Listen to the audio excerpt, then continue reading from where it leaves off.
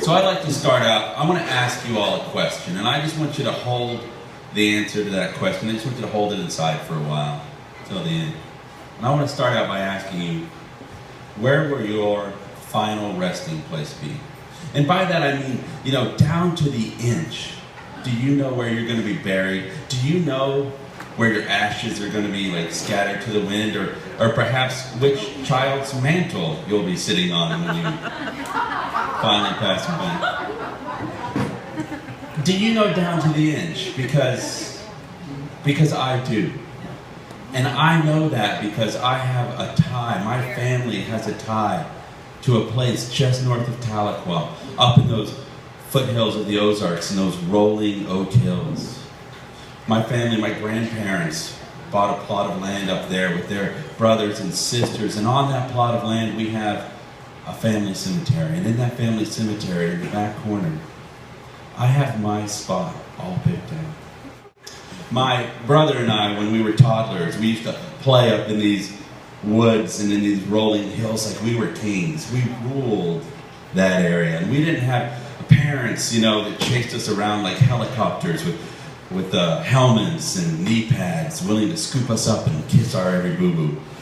And so we played wild, and when we got thirsty, there was a spring down at the bottom of the hill, and we would drink just straight out of the spring in the beautiful crystal clear water. And when we played barefoot in its rocky cold waters, we played barefoot. And whenever we had to go to the bathroom, we were country bumpkins, we just walked behind a bush. That's how we did. And we ruled like kings that area. And then things changed. My family moved to the big city, which in 1980 something or other was Glenpool, Oklahoma. To us, it was the big city. It was a life-changing event. But we no longer had these vast expanses of rolling, beautiful, green, lush hills. We now had a kingdom that was boxed in by tall wooden fences and chain link and dogs that were a little too protective and barked a little too much. And then my parents introduced us to the McDonald's right there next to the Beeline in Glenpool. Some of you might know it. And once again, we ruled like kings on that playground in the yellow-orange slides, in the ball pits. We were again free. And whenever we got thirsty, now we had a soda fountain to drink from. And whenever we had to go to the bathroom, well, heck, there was bushes there right in the playground. Unfortunately, unbeknownst to us country bumpkins, we would go behind the bushes, but those bushes were located right in front of the big picture window that opened up into McDonald's. And my brother and I went behind the bushes, and unbeknownst to us, everybody in McDonald's got to watch us that day. My parents run out screaming, jaws dropped. We were country bumpkins, we didn't know. And then life went on in suburbia.